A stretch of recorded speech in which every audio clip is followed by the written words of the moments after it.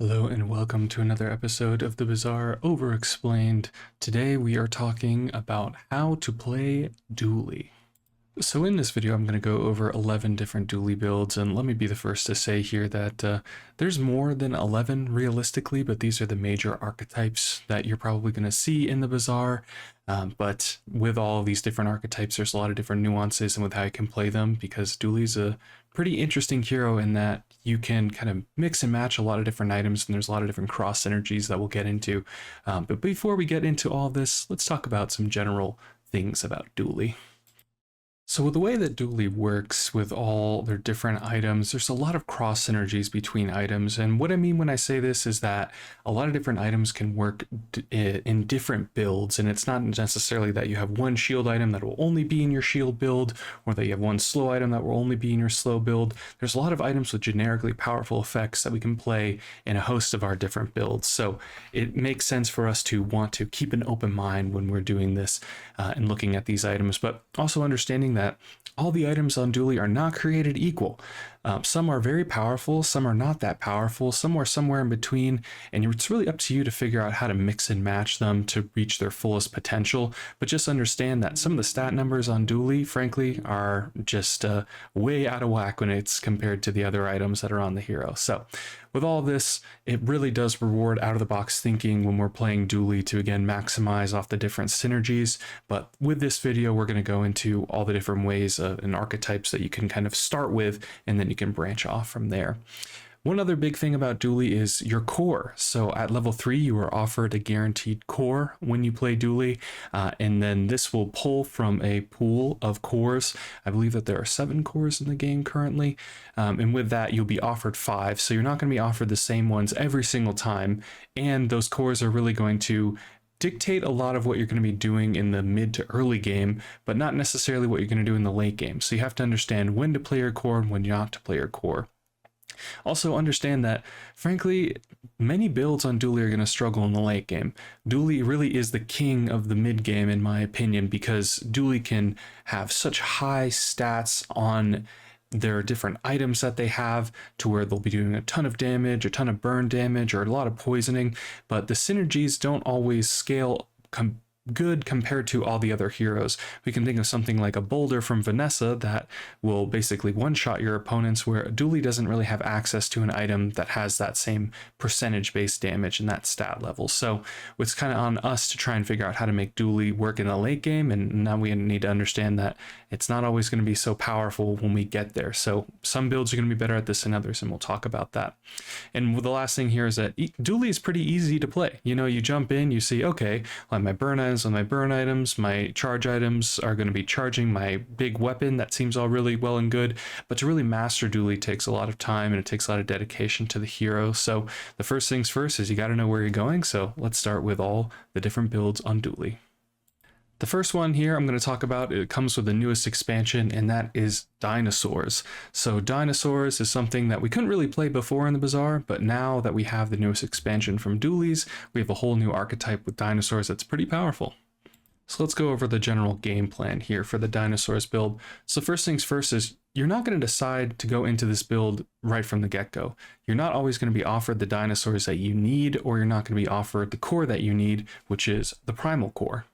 Pulling that item here quickly up on bazaar.gg, this primal core item that we see over here, this is one that is going to give you a great indication on whether you can or want to go into the Dinosaurs build early on. Because it scales so well with Dinosaurs, it's going to give your Dinosaurs and your relic weapons plus 10, 20, 30 damage based off its level, and it itself counts as a dinosaur. So with our dinosaur scaling items, this one's pretty good. So if you don't get this, it doesn't mean that you can't go in the dinosaur builds, but realistically, if you do get this, you know that you kind of have permission to launch here in terms of getting into the dinosaur build. So again, it makes a build easier to have the primal core, but it's not necessarily something that we need for dinosaurs. If you don't have the primal core build, you're going to need at least an early momosaur or a dinosaur, which we'll get into in terms of items here in a moment. And understand that this build will scale pretty well into the late game if you have the dinosaur or the momosaur. But there's an item called the cholosaur that we'll get into that is not enough. So you're going to need at least a mama or a dinosaur to really make this build do everything it can in the late game. So what items are we going to be looking for with this? Well, first one we can start with here is the Momosaur, which is very similar to the Dinosaur.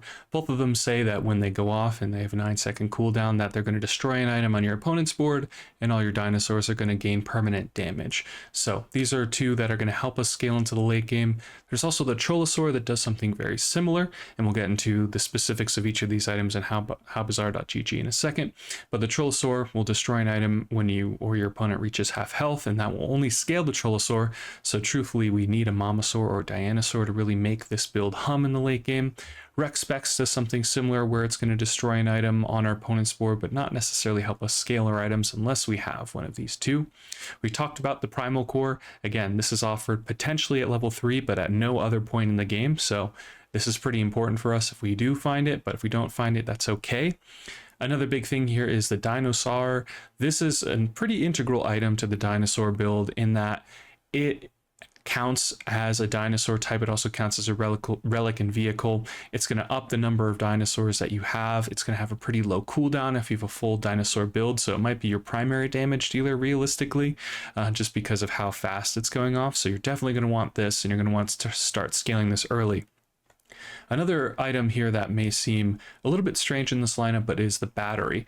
The battery is going to charge an item to the item to the left of this, and the reason that's really important is that in the later portions of the game, your opponent's items are going to be going off very quickly, and you may never ever get to that point where your Dinosaur or your Momosaur actually gets to that 9-second cooldown where it actually will take a bite out of crime here and destroy one of your opponent's items. So you're going to want something to charge up your Momosaur or Dinosaur to ensure that they're going off and ensure that you're scaling your damage. Another item here that we're going to see more often in the early game is the Tanky Anki. This item is incredibly powerful in that it basically gives a shielded enchant to all of your dinosaurs. So it's pretty good offense, it's pretty good defense. You don't also need to realistically level this thing up, as we'll get to, because it starts at bronze, but it is a pretty important portion of your early game, and you might have to transition out of Tanky Anki and put more dinosaurs on your board, but that's its own thing that we'll get to. Dino Disguise, this can turn items into dinosaurs, which is potentially very strong when we have a Momosaur and Dinosaur. If we put something like an Uzi next to the Dino Disguise, we can turn that into a dinosaur, and then suddenly our Momosaur and our Dinosaur are scaling an Uzi, our 2-second cooldown weapon. So there's a lot of fun synergies that we can go into, but let's look at these items a little bit closer. So I pulled up Bazaar.gg here, and let's look at these cornerstones of the build. So Momosaur, again, 9-second cooldown, does 200 damage, quite a good amount of damage. It says the first time you use an item each fight, destroy a small or medium enemy item for the fight. It also says when you destroy an item during combat, your dinosaurs permanently gain 20, 30, or 40 damage. The reason that this item is so potent and important is because of this scaling clause here. Giving your dinosaurs plus damage is the reason that your build will be viable in the late game. This also does proc when you're fighting your monsters, so when you're fighting a monster, you're still going to want to ensure that your Momosaur is going to be going off and thus scaling your board. The other thing to it is that it says when you destroy. It doesn't necessarily say when this item destroys, it says when you destroy. So something like a Trollosaur that we can look at here says when you first time a player falls below half health, destroy a small item. It also has a clause that says when you destroy an item during combat, this permanently gains 20. So it has a similar clause to Mama, but it is only scaling itself. So when we have the Mama and the Troll on board, the Mama is going to see that item destroyed, the Troll is going to see that item destroyed, and we're going to be permanently scaling damage on each of these. But again, you're primarily going to want to have the Mama over the Troll, or ideally both. Dinosaur is the smaller version of Momosaur. It also has pretty much the same clauses here. It does a little bit less damage, but it's also scaling for less. However, if you can have both the Momosaur and the Dinosaur on board, that this is going to be a pretty potent combo. And while we're here, why don't we look at the Dino Disguise and understand that this in itself is not that powerful of an item. It has +1 multicast for each other relic or dinosaur that you have. So if you put like an enchantment on this, that could be pretty cool with a relic board. But what we really care about here is it says adjacent items are dinosaurs. So if we don't have a bunch of dinosaurs and we do have that Mama or Diana, we can play a Dino Disguise and start scaling another weapon alongside our dinosaur build. So this is a pretty fun one to look out for. Next, let's look at some of the skills that can be important for this build. Mind you, skills are harder for you to guarantee that you're going to get in the Bazaar. So realistically, if you have one of these, it's kind of like a signpost that it could be good for your build, or it's an augment that will be good for your build. There are ones that you can more aggressively try and search up when you have like a choice of 3 different skill vendors. But again, you're not necessarily going to get these every single run, but these can be very important. So things that are important for us here in terms of skills are the things that are going to charge our items. So when we look at Shield Bash, this is when our opponents use weapons, they charge our items on our board. Charged Hull, when we use shield weapons, we charge items on our board. And Firepower, when we're using the core, we're going to be giving damage next to the items that are adjacent to our core and things of that nature. So charge is very good. Obviously, we want to get our dinosaurs going off. 9 seconds is very slow, so charging our items is very good. Putting more damage on our board with Firepower or Heavy Firepower that wants you to have only 5 items or less on board to give them damage buffs. Or Artillery Spotter is the same sort of thing here, where it says that you want to have 5 items or less on your board to give plus 20 and then so on crit chance to your board. So generally speaking, when we have a dinosaur build, we're probably not going to be playing more than 5 items. So all of the different skills that synergize with that sort of thing can be very potent. And of course, we're going to want crit chance for our dinosaurs so that when they go off, they're dealing as much damage as possible. Let's look at some examples of what a dinosaur build could look like here. So we have from user Luzvel up here. They have posted this, and I take these from the Discord server for the Bazaar, where people can post their different builds. So this is a pretty prototypical dinosaur build where we have our Momosaur on board. Looks like it has crit chance. We have a Trollosaur, we have a Primal Core, and we have a Tanky Yankee. So we also have a skill here that's going to be doubling the damage of our large weapons. So these things are having huge numbers on it. And yeah, you can see that this is what we're going to be wanting to do. We're going to want to have a Momosaur on board. We're going to be wanting to scale our damage. We have 2 instances on our board here that are going to be able to destroy our opponent's items. Tanky Yankee is not something that we need late game, but it can be very nice in that we're playing good offense and defense. And thinking about day 10, your opponents may have like 3,000, 4,000 health or something of that nature. So all we really need is these 2 items to go off, and that's our opponent's entire life total. So this is what we're going to often see, something similar to this in terms of a dinosaur build. So that's dinosaurs. The next one I want to talk about is tech. So tech is an interesting one. There are a lot of items in the Bazaar that have the tech tag, but we're going to be looking for more specific tech items here that are going to dictate what a tech build should be. Let's get into it. So what's our game plan? So first is we want to establish a large number of tech items. And with that, not all tech items are created equal, as we kind of talked about before. There are some specific tech items like an arc blaster and a railgun that are going to be going off when they see other tech items going off. And this plays well with a core, but it's not necessary that we have a core. Understand that a lot of cores have the tech type. And again, if we have an item like an arc blaster that's going to be charged whenever we use a tech item, that plays really well with a core, because a core is going to be charged if we have our right placements when the arc blaster is going off. So we get a lot of tech items going off. However, it's not necessary for these builds.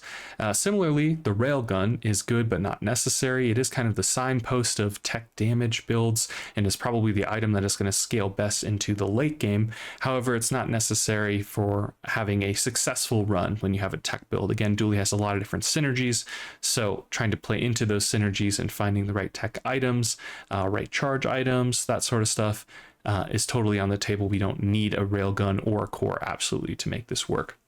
And understand this last point here, this build can scale into late game, but you need the right enchants, or you need the right synergies to make sure that it's doing the damage that it needs. We used to see railgun builds in the Bazaar before go off like crazy, and they go off really rapidly. And we still see that to some degree in the Bazaar, but it's not as common that you get a functional tech and railgun build that's going to scale super well into the late game. Again, my thinking is that in the late game, your synergy-based builds are going to be more powerful than your raw stats builds. And what Dooley is very good at is putting a lot of raw stats on the board. So we need to find some powerful synergies to kind of make up for that in the late game. And that can be sort of difficult with tech-based builds depending on the items that we have. So understand that it can be good in the late game, but it's not a guarantee. Let's look at the items. So we talked about the railgun. This is a large weapon that's going to be going off every time we use, or it's going to be charged every time we use a tech item. The arc blaster is something very similar in that it is a small tech item that is a weapon. It's going to be charged whenever we use a tech item. So these are two items that you generally want to play together, or get a lot of arc blasters if you can find a way to duplicate items and things of this nature. Generally, you're going to be wanting to play in a tech build, this railgun or arc blaster. Those are kind of the big two, I would say, that will help dictate or make you understand as a signpost that this is what I should be doing. Another one that is cybersecurity, which recently has been changed and where it gets more damage based off the amount of weapon or tech items that you have. So this can play really well. It wants to see 0 other friends on boards. It wants to be your only friend. And then with that, if you have a bunch of tech and weapons, this thing can go pretty big with its damage numbers. We generally want to find a way to charge that as well. Another really interesting item is the chrono barrier, which increases the cooldown of all items that are not tech items. So we can play a chrono barrier on board, and that's going to make our opponent's build slower, but our build is not going to be affected. So a little bit of disruption for our opponents, and even 1 second of disruption can be all we need to kind of stop infinite loops and stuff like that. So pretty powerful. The Tesla coil goes off when other adjacent tech items go off, so a nice kind of mid-game weapon for us to be utilizing with something like an arc blaster or with our cores. So weaponized core, the core, both are tech items. Weaponized core is going to give damage to our other tech items, which can be very strong. The core is going to charge items that are to the right of it, so we can be charging like our railgun or things of that nature. All very powerful options. And then this one is maybe a little bit innocuous, but it's schematics. The schematics is really powerful in that it can create tech items for you whenever you level up. And then if we get this at gold, silver, or silver, gold, and diamond tier, they're going to give you those rarity respectively of what tier they're at. So if you get a diamond schematics, you get diamond tech items. The interesting thing about this item is that a lot of items that do this effect give you a certain size of item. So we can think of like a fishing rod that's going to give you a small aquatic item, but the schematics doesn't have that clause. So schematics could generate a railgun for you. So when you're going to be leveling up, you generally want to have some space in your backpack, at least 3 spaces to potentially generate a large item, which, hey, if you're not going to be utilizing the large tech item it generates, that's fine, but you just generated a ton of gold from that item. So this at the very least is a really important and potent economy item that you can use. It's not even one that you need to utilize in a tech build, but if you get this early on, you level it up, you could be in a tech build maybe 4 or 5 days from now when this has generated you more items. So a very potent item, but let's look at these items a little more in depth. So again, back to howbazaar.gg. So let's look at this railgun here. So it is accessible to us at bronze, which is really important. It's something that we can get very early and know that we're going to be playing later. The early railgun going off at the 13-second mark and only doing 100 damage, I'm going to be honest, I wouldn't play it on your board. I would only start playing it on your board once you get this thing to silver tier. Going to 250 damage, it's a huge jump in increase, and thus if you have a silver tier railgun, that's where this thing starts to become playable. If we can get this thing to diamond tier, 800 damage on a 10-second cooldown is realistically not a 10-second cooldown because we're going to have a bunch of other tech items, and this says when you use another tech item, charge this 2 seconds, and that's a pretty trivial thing to do once we have kind of established our economy and gotten a lot of tech items later in the game. So the railgun is going to be a big primary damage dealer for us in these builds. But one item that's going to help bridge the gap is the arc blaster, which does something very similar. It is a 6-second cooldown small item, as we talked about. It's going to be dealing damage, but it has this clause here: when you use another tech item, charge this 1 second. So it's going to play well into your tech builds. You're going to have a bunch of tech items, and an arc blaster is going to be going off pretty frequently, and that can help charge something like the core, which wants you to put items to the left of it to charge it. It itself is a tech item, and then it's going to charge the items to the right of it 1 second. So that can be very potent for our builds. And just pulling up schematics here, again, I would really highly look for this item, going to your medium item vendors when we're starting to see more silver tier items. So when we're starting to get to that kind of like day 4 or 5, this is going to be really good and potent for us. Even if we can get this earlier than day 4 or 5, it's going to be pumping out great economy, and it's going to be an awesome item for us. And the last one I want to look at here is cybersecurity. So it's a pretty interesting item in that it, again, got changed to where it cares about the tech type. So it has a pretty high cooldown. It doesn't have anything to charge that, but it is going to scale very nicely here in that it has 30, 40, 50 damage for each other weapon or tech item that you have. And then it also deals 2, 3, or 4 times damage if it is your only friend. So there's ways that we can charge this with like a battery or other charge items in the game. There's plenty of them to make sure that this cybersecurity isn't going off at 8 seconds, but much sooner. So this can be a very potent build around for us. Let's talk about some skills here for the tech build. So generally speaking, we're looking at damage-based skills because we're going to be going more towards a weapons-based build. Also, going to want to have crit chance. If we're thinking about honed arsenal, this is going to care about however many weapons that we have on the board. If we have more weapons and we have more crit chance, that's pretty good. Knife tricks is going to reduce the cooldown of our items, but why don't we just look at these a little bit more in depth. So in howbazaar.gg, we can go to the skills tab here and start typing in our items. So buddy system is a pretty interesting one. It's really going to want to work with that cybersecurity. It says if you exactly one friend, reduce its and the core's cooldown by 5, 10, or 15%. So this is a pretty nice one when we're playing cybersecurity builds and other core items, just because it's going to have 2 instances of pretty potent cooldown reduction. 10 to 15% is pretty nice. We can also look at something like clockwork, which says when you level up, your weapons gain damage, and if you have a weapon core, double this. So again, we're going to be playing a lot of damage items on our board, different weapons and things of that nature, so scaling damage whenever we level up is pretty strong, and this can be something that's offered to us at the gold tier rarity if we choose that at the beginning of the game. So this could be a pretty nice high roll for us. Other things here, we can look at an item like Mixed Message, which says the first 3 or 6 times you use a non-weapon item, charge 1 weapon.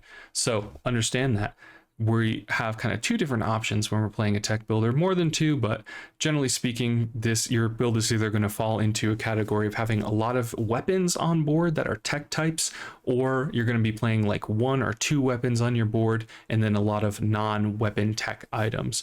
And then if you have those non-weapon tech items, it's going to play really well with Mixed Message, where you're going to be charging 1 weapon 1 second. And this is a really potent way to kind of get your damage online very quickly. So really want to look out for this one.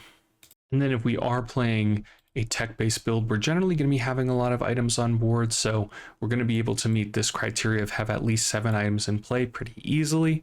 And thus Noisy Cricket is pretty nice for us, where our weapons are going to have 20, 25, 30 more damage because we have that at least 7 items in play. And this is a really good way to bump up some damage on your arc blaster and probably like your laser or pistol, I think it is, things of this nature, where your tech board could kind of go from being pretty middling in terms of its damage to where then you get the Noisy Cricket and suddenly you've just increased your damage by plus 100, plus 150, things of this nature. So this is a pretty potent skill for us to find as well. So let's look at 2 different examples of what tech builds could look like. So again, from Yisek, I'm unsure how to pronounce. Regardless, this is one tech build where we have our cybersecurity. It is going to be having its cooldown reduced by the thrusters. This item here is going to be charging the cybersecurity whenever we use an item to the left of it. So we put the battery here on the freeze item here, and essentially this is going to be help charging up our cybersecurity more quickly. It already has a pretty low cooldown. We are also utilizing these fiber optics so that whenever we're using our leftmost item, we're charging our rightmost item.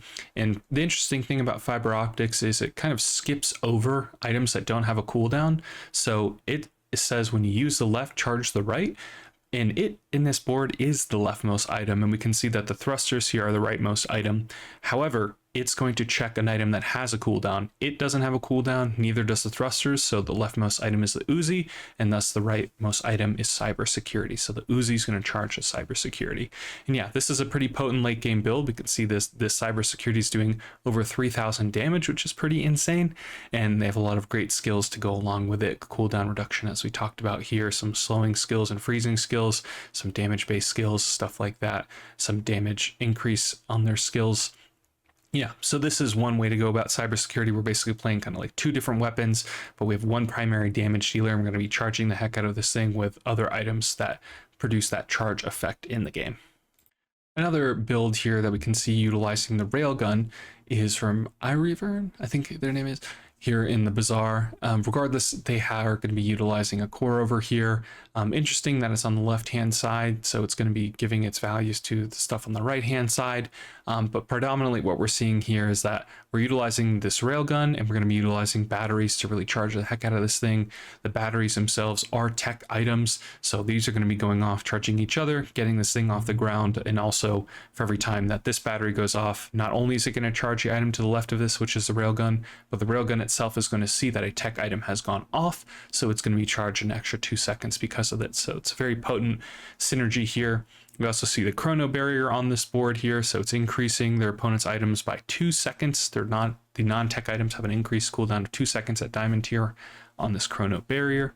And so we have a railgun that's going off very quickly. We also have an arc blaster again for that synergy of something to just go off more quickly, and a tech item that goes off, thus our railgun is going to see that. So this is a really cool build, and again, when we get into a late game with our tech builds, we're going to generally see one big item that's going to be going off as our primary damage dealer and checking to see those tech types. All right, that was tech. Now let's talk about the hydraulic press. And man, I don't know, is this thing a hydraulic press? I don't know. You can tell me. I just tried to look for images that look like they'd be a hydraulic press. I don't even know if this is a hydraulic press, I'll be honest with you, but this is a pretty new build to the Bazaar. It just got added to the last patch because the item wasn't available to us in the last patch. But let's look at how this build works. So first things first, we're going to find the hydraulic press, which I'll show you in a second. This is well, let's look at it right now. So this is the namesake of the build. It is a large weapon item. It has a cooldown of 20 seconds. It initially deals 0 damage, but it is going to see that it has these other types here, and that's going to matter a lot because it says this has plus damage equal to 100, 200, and 300 times the number of types that it has. And it has this other clause here that says, at the end of each fight, permanently destroy the item to the left of this, and this item gains that type. So if we see something like a vat of acid from Mac, this is a very similar item in what it's trying to do. And although that this is a 20-second cooldown, if we can get a bunch of types on this item, hydraulic press, will one-shot our opponents very easily. And there are a lot of different ways to cheat on this 20-second cooldown, which we'll get into now. So different items that we can get to charge this thing are things like the big red button, or you can get the remote control. Well, this red button says that it's going to, whenever it goes off, it's going to charge the adjacent large items equal to half of their cooldown. So this is a really potent way to reduce that 20 seconds to 10 seconds effectively.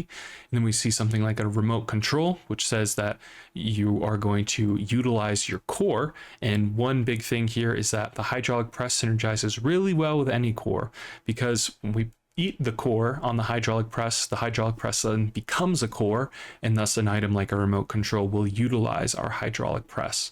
There's also a lot of skills that Dooley has, like reduce cooldowns for the hydraulic press, or reduce cooldowns for cores rather, and then thus if the core or if the hydraulic press is a core, it will have cooldown reduction. Or it also synergizes well when the hydraulic press is a core, because there are skills rather that will upgrade our cores for free and things of this nature. So very potent ways to make our press really big and better as quickly as possible. More items that we want are things like the battery, which again we've looked at, in that it's going to charge adjacent items. Thrusters, this one is very important to us too, because it is going to say the item to the left of this becomes a vehicle. And then if we can find something like a dino saddle, this says our vehicles have 2 times multicast, so thus our hydraulic press is going off twice. And then we can pair up our hydraulic press with something like fiber optics, which is going to charge the heck out of it. And let's just look at these items a little more in depth. So as we talked about here, the red button, charge those large items that are adjacent to it for half their cooldown, very potent. The red button itself has a pretty high cooldown, but we can even put something like the battery, which has charged the item to the left of this for 1, 2, 3, or 4 seconds on the button itself, not even on the press, so that when we are utilizing the button, we probably have reached the point where our hydraulic press goes off. But realistically, what we really want to put that on is the remote control. This again has a pretty high cooldown, and then it goes off at 10, 9, and 8 seconds, but it says use a core. But again, if we make our hydraulic press into a core, then our remote control is going to use the press. So basically our hydraulic press is on a 10, 9, or 8 second cooldown. but if we can put a battery on this remote control, we can make that go off even sooner. And the other one here that works super well with this, and with many Dooley builds realistically, is the fiber optics. So it says when you use your leftmost item, charge your rightmost item for 1 or 2 seconds. So we can get something really fast like an Uzi, which goes off at the 2-second mark. We can put that on our board in a way where our fiber optics sees the Uzi going off, our hydraulic press is all the way on the right, and thus we charge our hydraulic press very rapidly. So yeah, there's a lot of really interesting ways to go about this. I think, you know, the Dino saddle, I think, is one way to really increase the power level of your hydraulic press builds very easily, giving a vehicle +1 multicast and thus giving your hydraulic press that type, or you're just having your press eat a vehicle, and having this 2x multicast will double its damage, obviously, and that in its own right can be more than enough to end the game. So the skills that we're going to want for this build are the ones that are going to be charging our item, or they're going to be reducing its cooldown. So shield bash, again, if we're utilizing a weapon, or if our opponents use a weapon, it's going to charge one of our items. Command ship, this is going to reduce the cooldown of our cores in our vehicles. Overclocked is we're going to reduce the cooldown of our core. Temporal strike, I believe if we have one weapon and our opponents have slow items, so if we have an item that is slowing our opponent's items, temporal strike is going to reduce the cooldown of our one weapon. Machine learning, this is just an easy way to upgrade the core. It says when you get this skill, you upgrade the core. So if we have the hydraulic press and it is a core, we can just upgrade it with machine learning. Big numbers is a really potent critical chance skill, in that it gives 25 or 50% crit chance to our large items. This free ride skill can turn one of our items into a vehicle, which is pretty potent again for the purposes of the Dino saddle. And then the last one is mixed message, which we looked at before, where it says when you use a non-weapon item, you're going to charge a weapon. But let's look at some examples of what a hydraulic press build looks like. So here is an example from Chappy Panda, and we can see that this thing, again, it's obsidian, so don't get me wrong, this is way higher than it would normally be, but it's doing 9,700 damage, which is pretty obscene. Not many of our opponents are going to even have more than that amount of life. And then we have this red button here, which is going to be, I believe, at that 8-second cooldown mark, but it's going to be charged by our battery, and thus this is going to be going off. Let's see. So this battery is going to charge it for, I think, 3 seconds. And this is at 8, so at the 5-second mark, this hydraulic press is going to do 9,700 damage. And we also have a battery on the battery to ensure that this button is getting pressed as much as possible. I imagine that this has the core type, and thus this, I think it's a GPU here, is going to be hasting our hydraulic press. And then we have an atomic clock here that's going to be slowing some of our opponent's items, and increasing their cooldowns just to add some disruption. So we can see, you know, this hydraulic press can get really huge in terms of its damage numbers, and we can get this thing going off really quickly. This is a really potent way to win in the Bazaar and have 10 wins on Dooley. Understand that this build has been nerfed a bit, and despite it being nerfed, this item is still insane and this build is still very strong. So if you see this later in the game, this is certainly something that you can pivot into, start scaling, and it can be something that can get you to 10 wins pretty easily. And just jumping back to our game plan here, so we find that hydraulic press, we aggressively search for rare item types, so different item types that we may not have access to normally, thinking about like maybe the aquatic type on Dooley, something that we don't normally have access to, so finding that through like Pearl's dig site and stuff like that. Then we're ensuring that we're also finding a way to charge the press, whether it's through a battery or fiber optics, whatever it might be, just making sure that it's going off as quickly as possible. And then, yeah, we're going to want to stack types on the press as quickly as possible. So there's, you know, maybe this hesitation to try and stack different types on your hydraulic press when you're in your PvP fight, but I would say just go ahead and do it. Realistically, as soon as you can get your hydraulic press online, this is going to be what's best for you. So if you're going to be taking some losses in your PvP fight, that's okay, just as long as your press is getting as big and as powerful as quickly as you can. Okay, that was the hydraulic press. Now let's talk about Haste Friends build. So there's a couple different Friends builds on Dooley, but this one is very specific in that we're going to be wanting to take advantage of items that want to see items hasted, or friends hasted most specifically. And this is one that we saw a lot in like season 0 or in season 1 of the Bazaar, but it's still one that is actually rather potent today. So let's get into it. So my first tip for this build would be to get an early drill, just in case, a power drill, and I'll go into that item in a bit, but this is just in case that you don't get the haste friends that you really want. The power drill can be a nice way to augment this build and still have a potent damage dealer.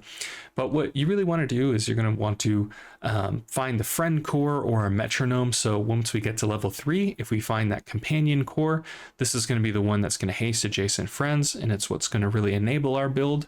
Metronome does something similar, but it's not going to be offered to us until much later in the game, generally speaking.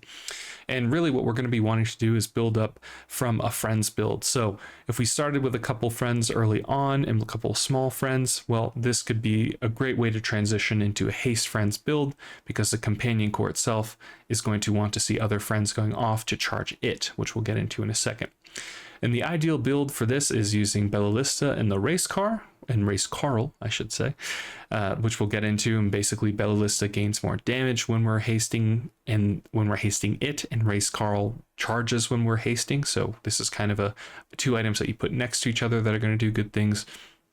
And one big thing I'd say for this build is pivot off of it if you don't find the key items. It's not one that will be ultra potent in the late game. It's one that is kind of best through the mid game, and it still can have really high damage numbers. But again, we're talking about synergy versus stats.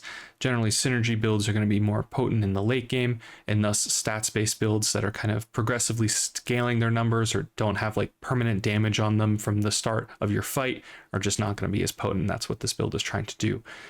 However, this is really powerful, and although it is not as powerful as where it was in like the beta for the Bazaar, it's still one that can get you 10 wins, I will say. And let's look at the items. So the companion core, as we talked about, is pretty integral to this build. It is not necessary, but the other item that you would have to replace it with is the metronome. So realistically, if you don't get the companion core, I wouldn't try and go into this build, and you'll know once you get to level 3 if you can do that. But if you get this companion core, it can be very potent in that we can use something like Race Carl and Bellista, and then once these items get hasted up, they're going to do really good things for us. Metronome is going to haste it when we use one item to the left of this or the right of this. We're going to haste the item on the other side of this, so we can put like a Race Carl between the metronome rather between a Race Carl and a Bellista, and then these are going to see each other proccing each other very quickly, and that can be a very good way to scale damage. A claw arm also is going to convert haste triggers into damage, so we don't necessarily need the Race Carl and Bellista if we have the claw arm, because we can use our companion core to haste the claw arm, and the claw arm then can bump up damage on the item to the left of it, I believe. We'll look at that in a minute. Then the power drill here, basically it's going to get charged anytime it sees a trigger of haste. So if we're creating a lot of haste triggers, the power drill is going to go off very frequently, and this can be a potent damage dealer. And looking at these other two items here, they might seem a little bit strange, but the SATCOM I think is a very good item for this build because one, it does create a haste trigger if you really need to play it on your board. However, the big thing about it is it's going to generate a lot of friends for you. And with this build, because the companion core cares about seeing other friends go off, we're going to want to have a lot of friends on our board. So passively generating friends is a really good way to ensure that this build is going to be potent or have enough of that density of friends in that middle to late portions of the game to be effective. And it's also a nice little economy item for us too. DJ Circuit Breaker is another one here that whenever we use a friend, we're going to reduce its cooldown. It's very similar to the companion core, but this is going to haste all of our friends. So if we can have DJ Circuit Breaker and a companion core on board, this is going to work out very well for us because we're going to create a tremendous amount of haste triggers. But let's look at these items more in depth. So starting first with the companion core here, we can see that it is one that's going to be offered to us at that level 3 potentially. And then if we take it, it's going to haste adjacent items for 2, 3, or 4 seconds. It says when you use another friend, charge this 1 second. So we're going to be wanting to play a lot of friends with our companion core so that it gets charged a lot, and thus it's going to be hasting a lot. The thing I would say about this is you can upgrade it. It's not super important that you do so. You might even be taking the companion core off at some point when you have your metronome and when you have a DJ Circuit Breaker. It's going to just be more slot efficient to do so realistically. But this is still fairly potent in one of the ways that you're going to be able to make this build viable in the mid portion of the game. And yeah, again, let's talk about that kind of like 2-piece combo here. So we have Race Carl which says it's a cooldown of 9 seconds, but when you haste, you charge this 2 seconds. So we create a lot of haste triggers. Race Carl is a friend, and thus we create a lot of haste triggers. Race Carl's then going to go off a lot. We're going to haste it itself, so it's going to go off very quickly. It's a friend, so it's going to create even more haste triggers whenever it's going to be going off, because it'll charge our companion core and stuff like that. So it's kind of like a 1-2 combo there. And then the other piece to it is Bellista, which is a 9-second cooldown item, so still pretty high, but it says when you haste, this gains 10, 20, or 30 damage for the fight. So this is a really, really potent way for us to convert those haste triggers into damage. Only having a Race Carl is like okay. I would say that really what you want is the Bellista, because the damage numbers on this thing are pretty obscene. It also says when this gains haste, charge this 2 seconds. So we want to be hasting this a lot. It has that Race Carl clause, and it is also a friend, so it's going to be going off quickly. Your Race Carl is going to be going off quickly, and you're going to be putting a lot of damage on this Bellista. If we don't want to play the Bellista, well, we could look at some other items that charge off haste, maybe like the Monitor Lizard that says when this gets haste, it gains more poison, but it has a 5-second cooldown. Frankly, I think that this item is not super potent, but it can be something that if you're in the early game and you don't find the Race Carl, or if you don't find the Bellista, you could still play the Monitor Lizard. But really what we also want to find here are 2 other pieces. The Metronome, which says when you use an adjacent item, haste the other adjacent item for 1, 2, or 3 seconds. So this creates a ton of haste triggers for our board. And then we also really would like this DJ Circuit Breaker, which says haste your friends for 2 seconds. It also says when you use another friend, you charge this 1 second. So it's very similar to the companion core.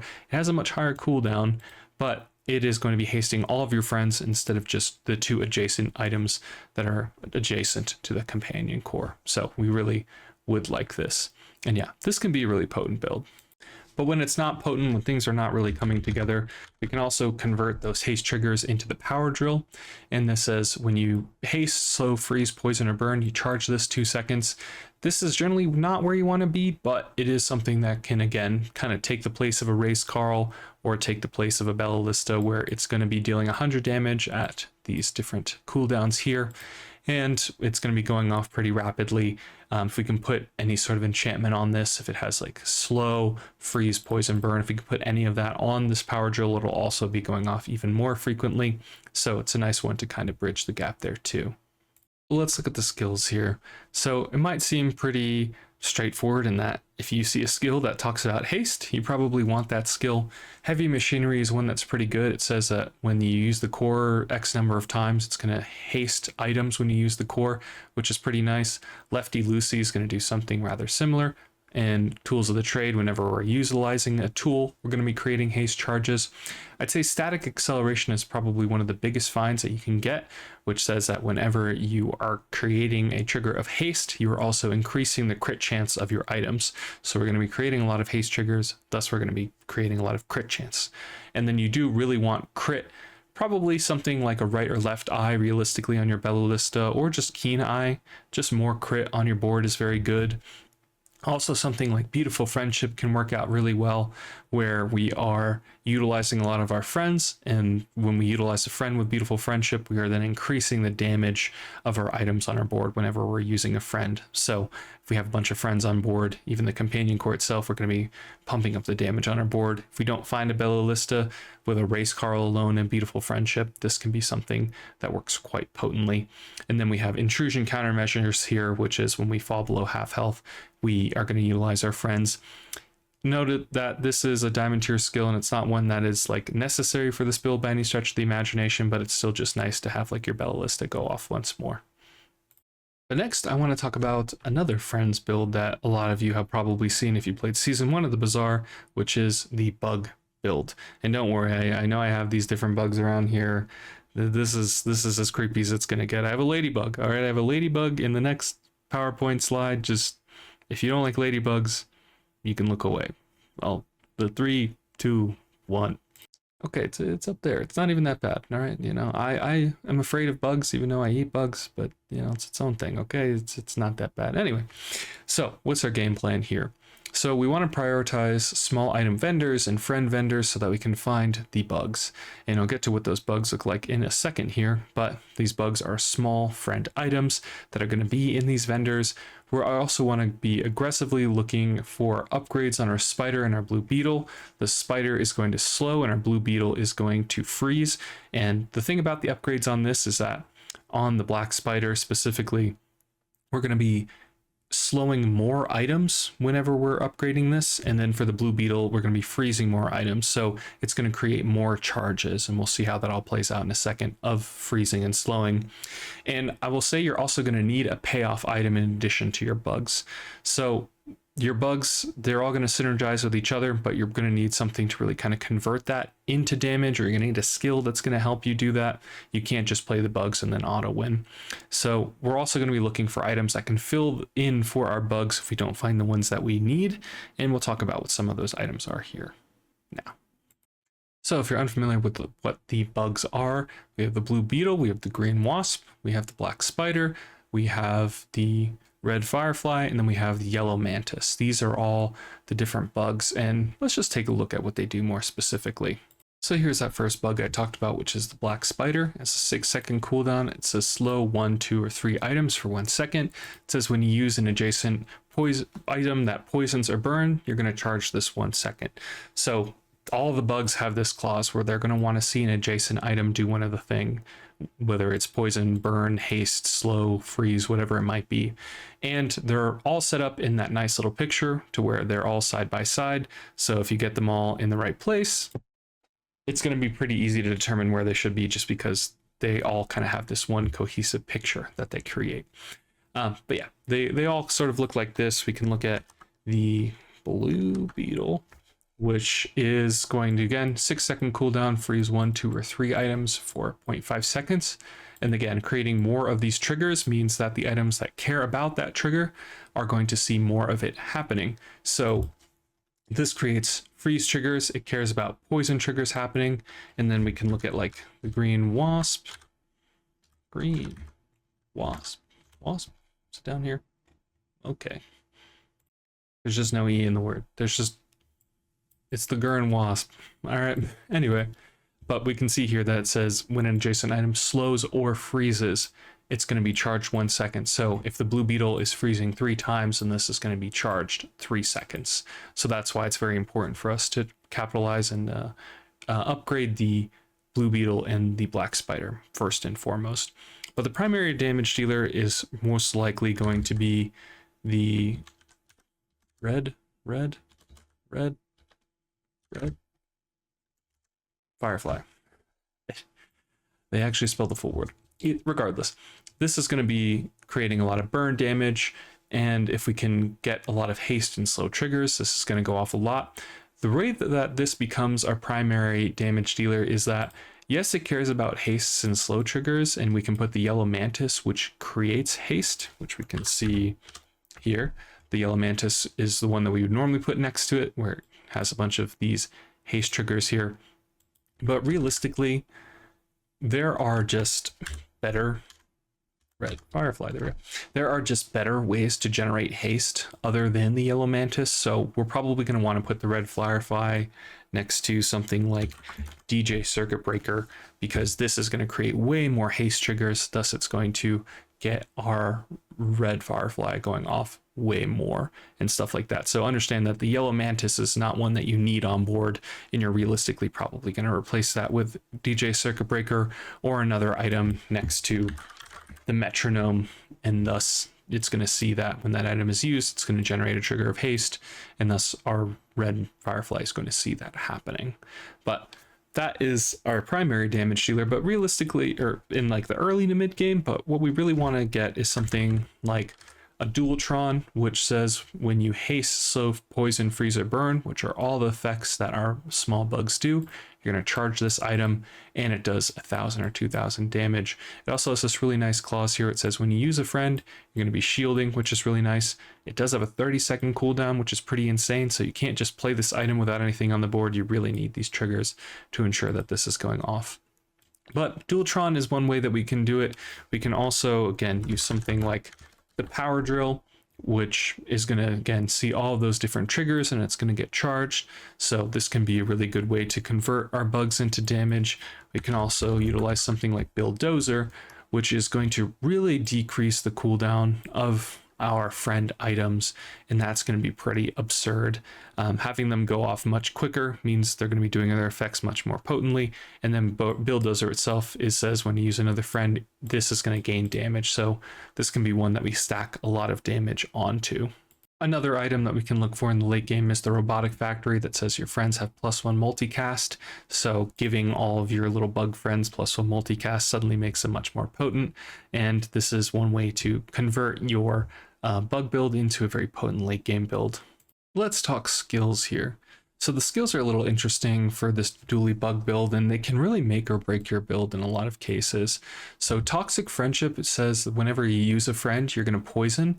So if we can think about something like the blue beetle that cares about seeing other friends poison, this is another instance of poison. So if we have a friend that would not necessarily poison normally, if we have toxic friendship, we utilize that friend, then that friend has a poison trigger, our blue beetle is going to go off more. So this can be one that's very potent for us. Similar thing with hotspot, which says when we use our leftmost item, we're going to burn 2, 3, 4, I think it is.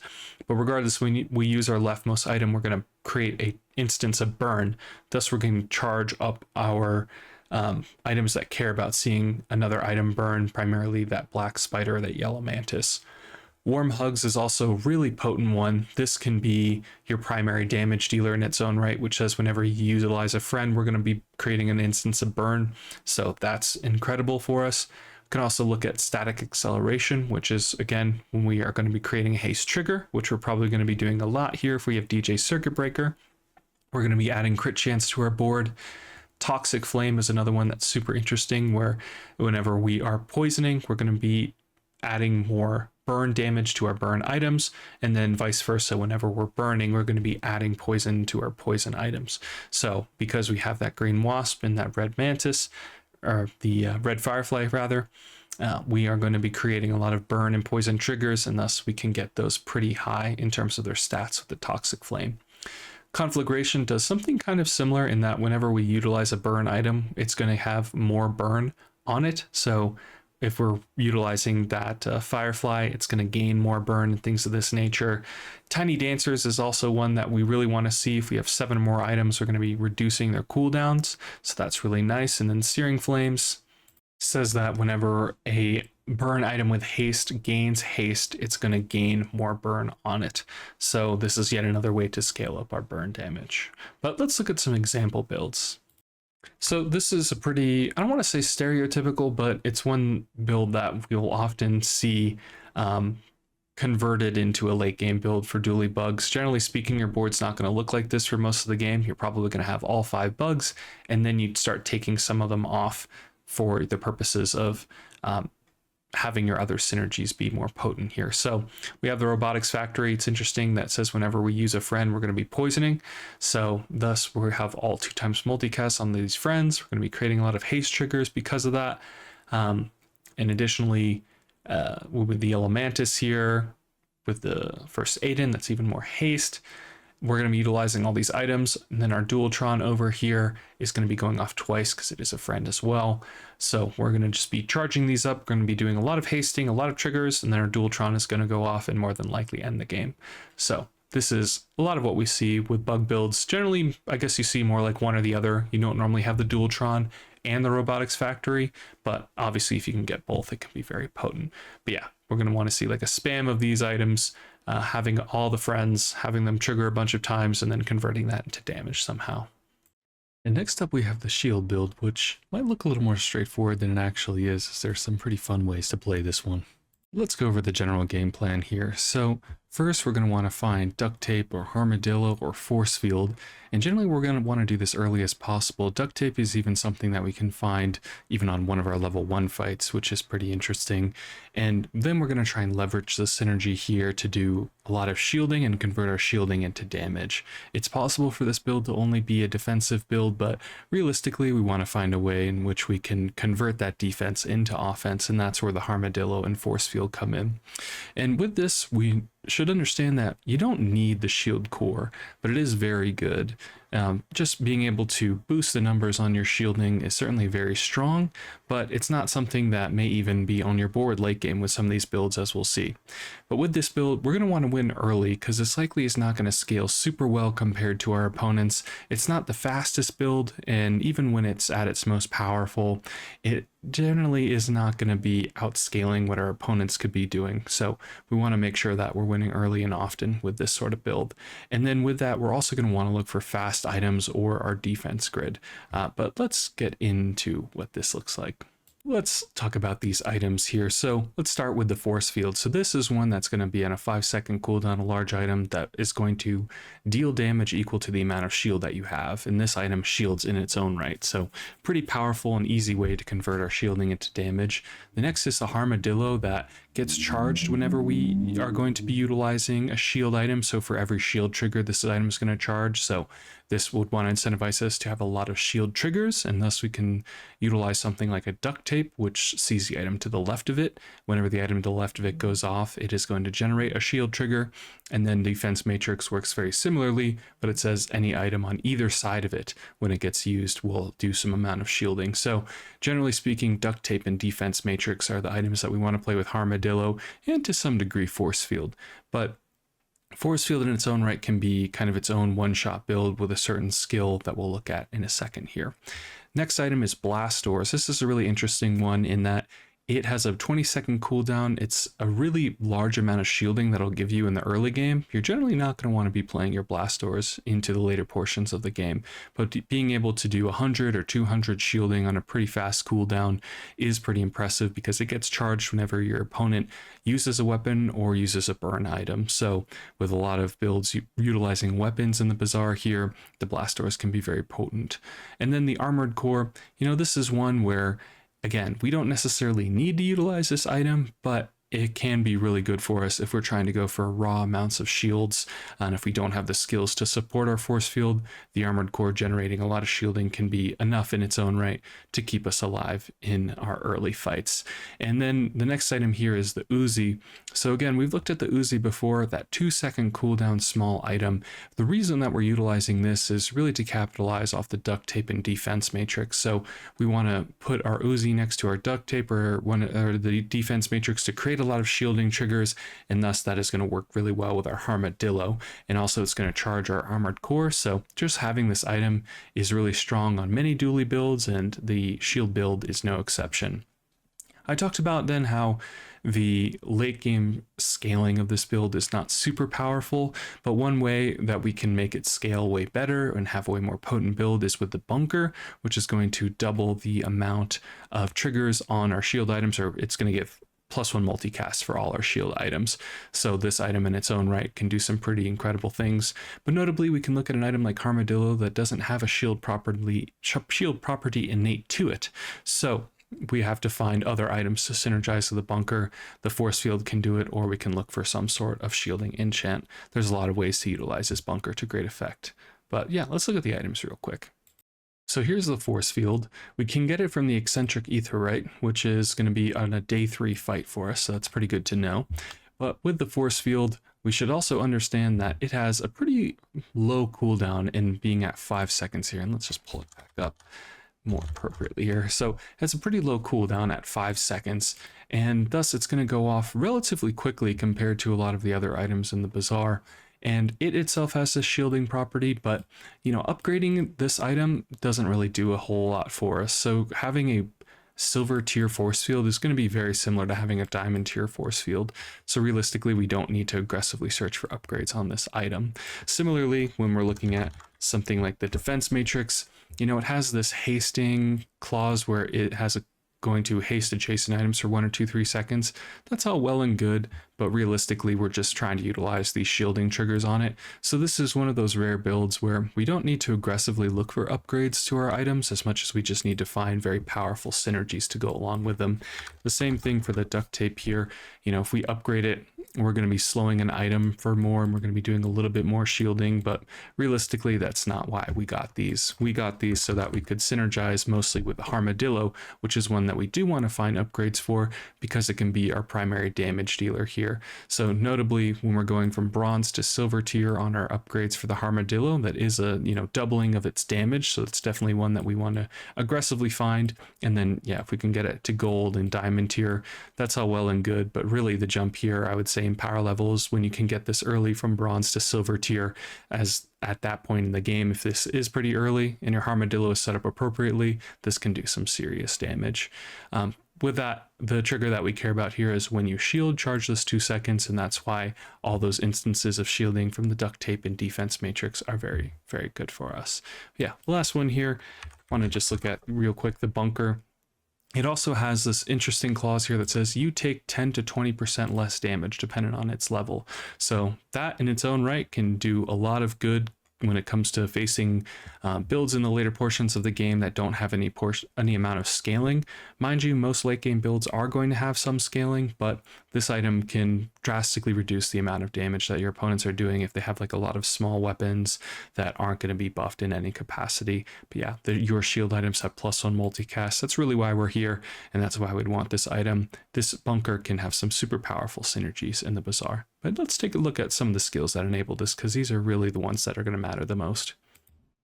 So we'll look at these a little bit more in depth in a second, but these are 8 really important skills that I would say we're not going to get on every single run, but any one of them can kind of be game changing for your run. Specifically, this defense grid skill over here is going to be one that we want to seek early and often because it synergizes super well with a force field. Basically, whenever we utilize an item for the first time, we're going to gain a shielding equal to, I believe, 10, 20, and 30% of our max HP. And if we have a force field, thus we use a force field that triggers a defense grid, and then we have a tremendous amount of shielding that could then potentially one-shot our opponent. So very important skill to have here. And then we have something like defensive stance that is going to increase the amount of shielding that we have. Electrified hull we've looked at before, where if we use shield items, we're going to charge items.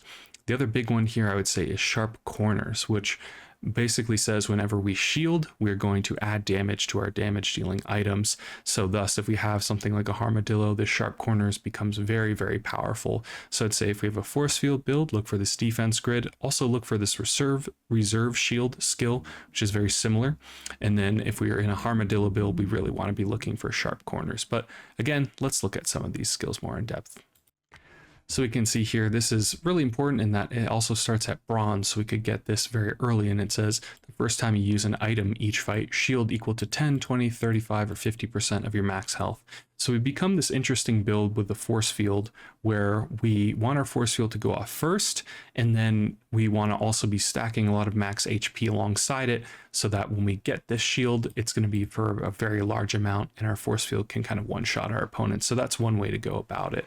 But then the other end of that spectrum here is sharp corners, which says when you shield, your weapons gain 369 damage. And mind you, if we're having a lot of small shield triggers, this can add up very quickly.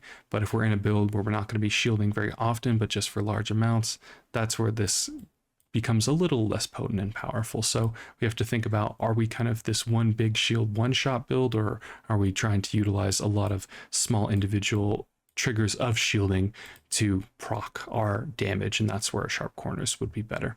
But let's also look at this reserve shield. So this is the first time you use a large item each fight, shield equal to 10, 20, or 30% of your max health. So this also works really well with the defense grid skill, in that if you have a force field, both of these are going to go off and you're going to gain a really large amount of shielding.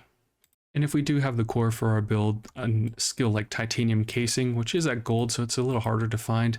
When we use the core, your shield items gain 15 to 30 shield for the fight. This one can be very potent, but generally speaking, if we are utilizing the core, we're probably not going to want to have it on our late game boards, and that's where we'd find this titanium casing. Another very impactful skill can be hardened shield, which when your enemy is using a weapon, they're going to be increasing the amount of shielding that you're doing. Mind you, not all builds in the Bazaar are going to be utilizing weapons, so we're not going to be guaranteed getting value from hardened shield, but it still can be a very potent way for us to boost our defenses. It is a gold tier skill, but still one that can be very important, very impactful if we get it in our runs. Let's take a look at some examples of how this can work out.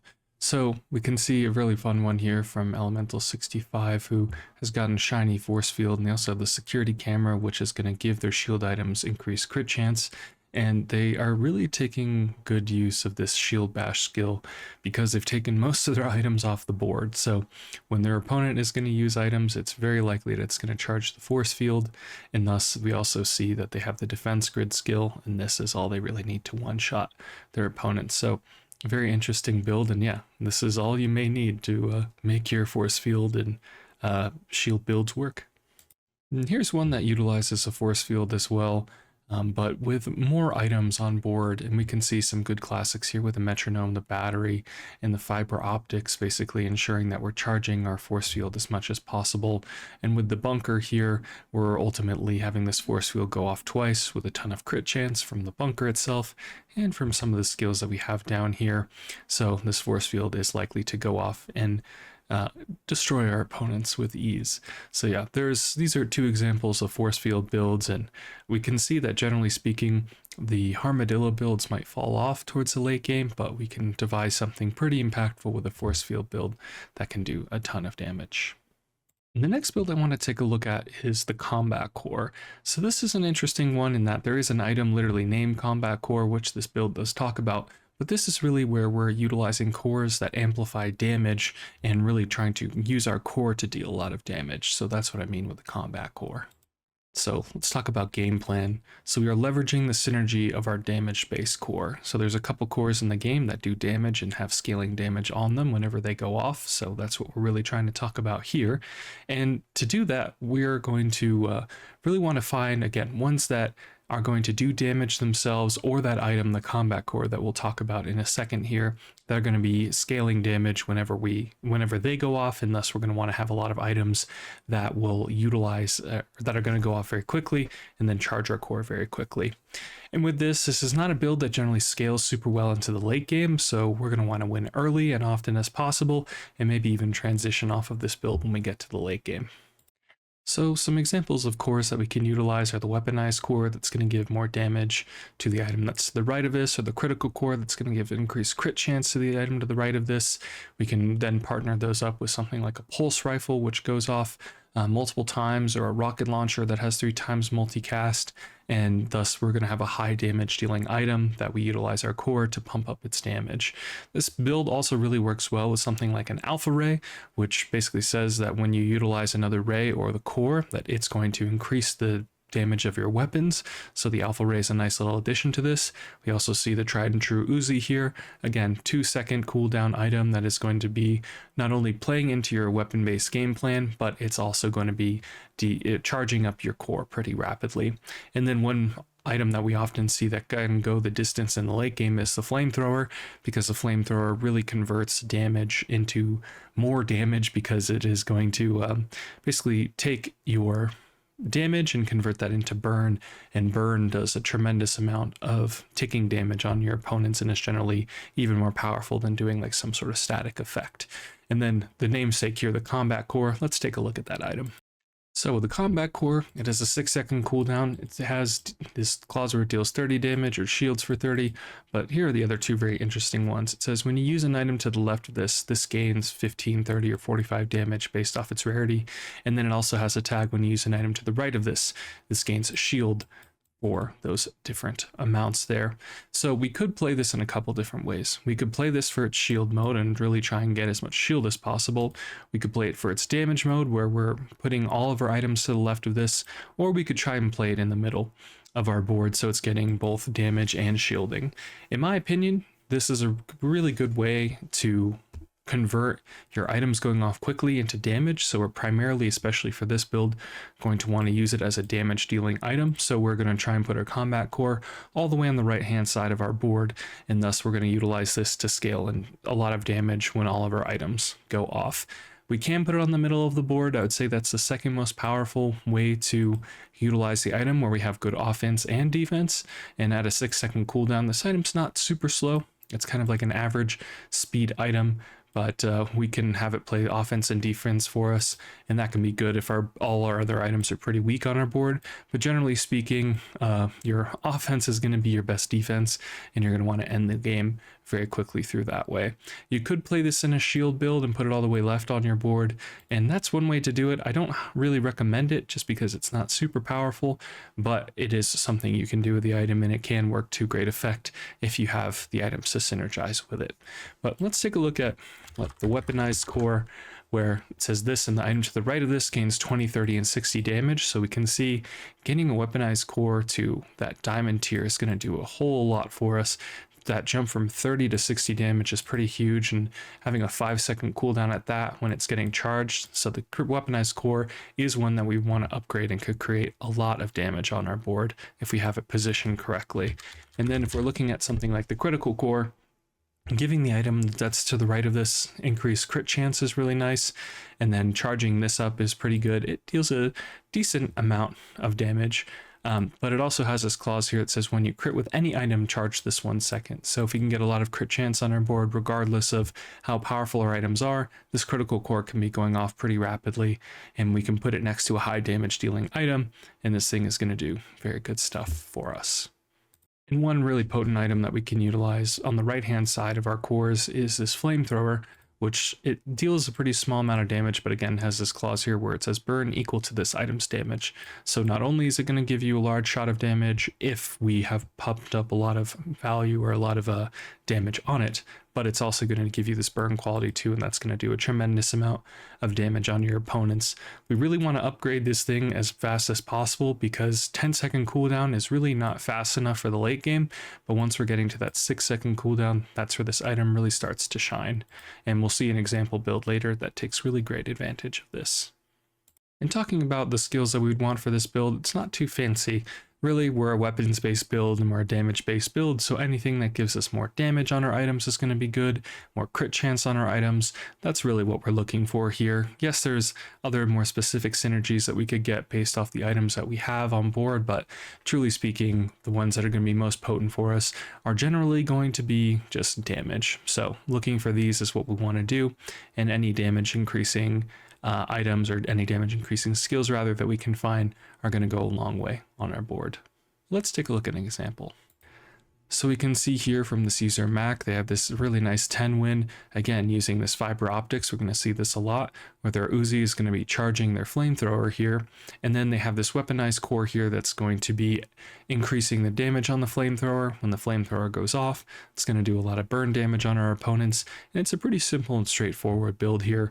They have a lot of quick items that are going to be going off on the left-hand side of it. And then they have their finishing item or their big damage dealer on the right hand side.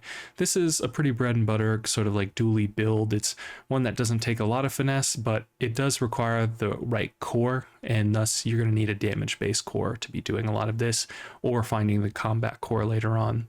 It's a tricky part about playing Dooley, where when you're offered that core at level 3, it could really dictate the rest of your run, or you could completely abandon it and do something different. But if you can find a really potent synergy with it and upgrade your core a bunch, there's some really good things that you can be doing with it. So yeah, this is a nice little example of how to be utilizing your weaponized core or just your cores to do lots of damage. Next build I want to talk about is the burn build, and this is just as it sounds. We are going to be doing a lot of burn damage, and we're going to be trying to stack that up as much as possible. So it's pretty straightforward in what you want to do. You're going to get as much burn as you can as early as you can. This build is not necessarily going to scale super well into the late game, so you're likely going to have to win early. With this build, it's just the way that the burn items on Dooley work. There's not a lot that kind of goes super over the top in the late game outside of like a plasma rifle, which we'll talk about. So again, you're going to want to win early. You're also going to be focusing on scaling the numbers on your you're going to be focusing on scaling the numbers of your items early, and then later on you're going to be focusing on synergy. So really the potent and potency and the power of your burn builds is the fact that they're super good in the early to mid game when your opponents don't have a lot of health or defenses or really ways to cleanse burn very easily. So we can put a large amount of burn on them or just even a medium amount of burn on them very quickly, and that will be generally enough to overwhelm them. And with this, the ignition core is not necessary, but it's still very powerful. It's something that if we can get, we will want to utilize in this build more than likely, but it's not super necessary, especially when they're in the later portions of the game and we find more powerful items to be utilizing. So what items are we looking for here? Well, a new addition to the game, Flintstones, is a really potent burn item, and we'll look at how this scales in a moment here, but it's one that if we find early in our runs can be a great damage dealer for us, and one we can completely build around for like the first 5 to 6 days of the game. So one that we'll definitely want to utilize. Next up is the ignition core, which it's the flame core, it's the burn core. It's the one that if you're in a burn build, you're going to want to utilize just to put more burn on your opponents and maybe even scale the burn damage of the items that you have. The next one is a soldering gun, which in its own right, it may seem a little innocuous, but it is a triple multicast burn item. So if we can get good burn numbers on this, this can be a huge burn damage dealer. And with that, we can also utilize something like the Omega Ray with our ignition core. That's going to be only buffing the adjacent burn items, but it's still very powerful if we can put it next to the correct items here. And this is another build where the rocket launcher makes a lot of sense. It's a triple multicast burn item, so if we can put more instances of burn on this, this can be very potent. And with that, I also realized this is named the Alpha Ray. Through the magic of editing, it is now correctly named the Plasma Rifle. This is one of the best ways to convert burn into damage in the later portions of the game. This is a weapon that's going to scale and gain damage every time you burn your opponents. So it's also going to get charged when we use a burn item, so it can deal a tremendous amount of damage. This is a really premium item for the burn build. And then an item that can really jumpstart and be utilized very effectively in the mid and later portions of the game is the solar farm. It's going to haste all of our burn items. It's going to be charged every time we utilize a burn item. So if we can even put another elemental effect on this, like burn or poison or even slow and things of this nature, the solar farm is going to go off a lot, and thus it's going to do a lot of whatever we enchant it with. So it's a pretty good enchant target. It's also going to give us regen, so a little bit of survivability in our burn build will go a long way. Charcoal is the last up here. This item is a little more specific in that it wants us to utilize a lot of friends so that it will do more burn damage, and that's not necessarily something that we want to utilize in our burn builds. Charcoal in its own right is best mostly in a friends build, but we can play a hybrid of different friends to also utilize charcoal to great effect. But let's dive into these items more in depth. So here's Flintstones, again, a new item that just came out with the newest expansion for Dooley. 6-second cooldown, so it used to go off even quicker than this, but it gains burn for each relic or tool that we have on board. So it will start out doing 2 burn damage, and if we can find 9 other relics, it'll be doing 20 burn damage on a 6-second cooldown, which really early in the game is very, very strong. It does have this important clause here that says for each tech item that you have, its cooldown is increased, so we don't want to play this with any tech items, but the Flintstones in its own right can be our primary burn damage dealer in the early game that we can build around. It doesn't scale super well into the late game, so you are going to want to find a more powerful item, but this is one that is still very good for us to utilize. And speaking of powerful items, let's look at the Plasma Rifle. So this is that one that I talked about where it has scaling based off the burn damage. So it says when you burn, this gains 20, 40, or 60 damage for the fight, and you charge this 1 second. So this is a really, really potent way to, again, convert burn into even more damage. And you might say in your burn build, well, I have great offense, I'm going to be doing a lot of burning. But realistically, you're going to want to have some way in the later game to do even more damage, just because you may not be able to defeat your opponent by the time that the burn actually ticks down on them, so you need to kind of have a quicker source of damage. That's why burn builds generally fall off in the late game, is that it's hard to do enough burn damage on our opponents for it to really matter, or for it to matter before they defeat us. So this plasma rifle allows us to quicken that clock very significantly. And yes, it has a 10-second cooldown, but the fact that we're charging it so potently means that this thing is going to be going off pretty rapidly. Another great build around is the solar farm, which is going to haste our other burn items or haste all of our other items rather, but it's going to get charged when we burn. And there are some items that care about being hasted to gain more burn on them. So this solar farm can be a very potent way to enable that and increase the burn damage on our board. There's kind of like a sub section of the burn build that's kind of a haste burn build where we're creating a lot of haste triggers on our board. But really, the solar farm going off very quickly and very many times is kind of really the potent piece of why we would like to have it. Also, hasting all of our other items is really good just to have all of our burn effects go off even more. So again, this is a really great one that we could be enchanting. If we can burn on this thing, we can be doing 60, 90, 120, or burn equal to this item's regen rather. So 6, 9, 12 burn on this thing. If we can put obsidian, that's really good on this. And then we would be doing 60 damage, 90 damage, 120 damage every time this goes off. So this is also one that we can utilize some increase on our regen, or if you find regen increasing skills, which is generally very hard to do on Dooley, but if you do, you can put it on your solar farm and that'll be very potent for you. Other than that, I wanted to look at the ignition core here. So this is an interesting one in that it can be your primary burn damage dealer, in that we could just put all of our items to the left of this thing and utilize this as our way of doing the most burn damage on our board, just trying to get it to proc a lot. But generally speaking, we want to put like at least 1 or 2 burn items on the right of it so that we can convert this trigger here that says this and burn items to the right of it gain more burn for the fight. So generally speaking, you'll see like all items besides 1 on the left of this and then 1 item on the right side of this that has burn, and then the items on the left don't even necessarily need to do burn damage. It could again be something like an Uzi that's going off very quickly and charging our ignition core to make our burn builds work.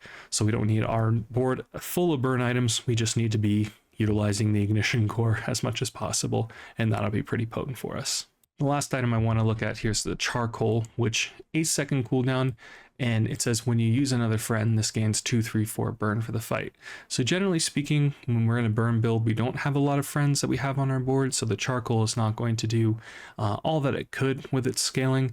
However, this thing can scale very quickly if we put it into a friend's build, or if we really build around this thing to be our primary burn damage dealer. So don't sleep on charcoal, I guess is what I'm trying to say. And talking about our skills, this is not going to be too complicated. Pretty much any skill that's going to be working with burn damage, we're going to want. Some more specific ones here could be like hotspot, where whenever a left item goes off, we're going to be burning. Conflagration, where whenever a burn item burns, it's going to gain more for the fight. Quick ignition, that's going to be hasting our burn items. And then grease fire, that says whenever you use a tool, you're going to be creating burn damage. So yeah, nothing too fancy here. Just anything that works with burn is probably going to work well in a burn build. And when there is burn, there is freeze. So freeze builds are pretty much on every hero at this point in the game, but they can be very potent on Dooley. Dooley has not many freeze items that convert freeze into really good damage. They're kind of divided. Some are better than others, but Dooley can have some of the most potent freeze builds because of the item Nitrogen Hammer that we'll see here in a minute. So the big thing here when we're talking about our game plan is we need to find a cornerstone freeze item before committing. So again, not all of our freeze items are going to be as good as our others. So I'll help identify which ones are going to be the ones worth pivoting into. But generally speaking, you're not going to be finding a lot of freeze items early in the game. So more so in the middle portion of the game is when you would start finding those freeze items, and that's when you can start committing to this build. There's no core that's necessarily going to be perfect for this build outside of maybe the core, which is going to be charging items to the right of it. Other than that, the freeze build is kind of standalone sans core. Normally, you're not going to be playing a core with this build. And with it, we're also going to be progressively building up our freeze items in our backpack. So we kind of need like a critical mass of freeze items before you can really commit to a freeze build. If we have like 1 or 2, yeah, it's okay. But generally speaking, we're going to want to have a lot of freeze items, that critical mass to where it makes sense to play on our board. And then once we have that critical mass, we're going to pivot fully into the freeze board. So you're going to be putting them in your backpack, and once you feel like you have enough, or once your items are going to be going off frequently enough and you can test this out in your monster fights to see if it's potent, that's when we're going to be fully pivoting. And generally speaking, you're going to be taking like most of your items off the board and then fully committing to the freeze build. This build is one that, again, it does need some setup, and it does need you to kind of find the right items to make work, but it is one that's really potent in the late game, and Dooley doesn't have like a ton of super very powerful late game builds. A lot of them kind of fizzle out towards that later portion of the game, but this freeze build is not one of those. It is one that can certainly go the distance and compete with the best of the builds in the game. So talking about the freeze items here, the ones that we're really going to be looking out for, number one is the nitrogen hammer. This is probably the best freeze item that Dooley has access to. It converts freeze triggers into damage and it gets charged. It's very similar to the pulse rifle, but it is going to be with an even more potent effect, which is freeze. So it's going to freeze items as well, and it's going to be charging itself. It's very, very strong. We really like the nitrogen hammer. Another item that goes really well with it that we're probably going to be utilizing is coolant, which is also going to cleanse half your burn. It's a small item that freezes, but it can freeze multiple items, which is really important because when it's freezing multiple items, those are multiple instances of freeze, and thus our nitrogen hammer is going to see those individual items being frozen, and thus it's going to proc more often. The cryosphere is also rather good in that it freezes all items on our board and on our opponent's board, so it's going to be freezing everything, and that's going to create a lot of freeze triggers for us, which is very good. We can see something like an isochoric freezer, which works well alongside coolant, in that it's going to be freezing one item for a pretty long period of time. So this can be a potent item to just kind of put on your board in the middle to early game, as it might disrupt your opponents enough for you to win. But yeah, the isochoric freezer can be very potent and powerful. Another two here that are standouts that we see in a lot of builds are fiber optics and battery, and this is again so that we can really be charging our nitrogen hammer as much as possible, and thus we also can look at things that decrease its cooldown, like the Z shield, which is going to give a static cooldown reduction to the items that are to the left and the right of it, and the Z shield itself freezes, so this can work well right next to your nitrogen hammer. Pure conditioner is an interesting one in that it is kind of like charcoal, and where it wants to have a lot of friends to be proccing a lot, and whenever we use a friend, it's going to reduce its cooldown. Pure conditioner, if we have a critical mass of friends, can basically perma-freeze our opponents out of the game. So pure conditioner has been nerfed and reworked so many times just because of how powerful it is. And if we have something like a nitrogen hammer and then a bunch of small bug friends that are going to be proccing and charging each other, we can put pure conditioner on that board, and that is going to create a lot of freeze triggers for us. So we can go for kind of like a hybrid friends freeze build, and that can be incredibly, incredibly potent. But quickly taking a look at these items, so the nitrogen hammer again is really the signpost for when I see this, I say, okay, I can start going into a freeze build. I want to have this before I go into that. There's other items that are kind of similar in how they scale, or at least they get a lot of damage, like Ice 9000, which says when you freeze, this gains more poison. The problem with this item is it has a 9-second cooldown, and that is really, really slow for the late game. So we can utilize a nice 9000 in its place and maybe start charging this thing, but realistically, the nitrogen hammer is kind of that all-in-one package. It freezes, it does more damage, it also charges itself with all these freeze triggers, so this is the item that I generally want to see. And we can again look at some of these other freeze items, like the air conditioner, which freezes multiple items for 1 second. So this thing at gold tier is pretty good, but once we can really get this thing to diamond tier is where it'll really shine.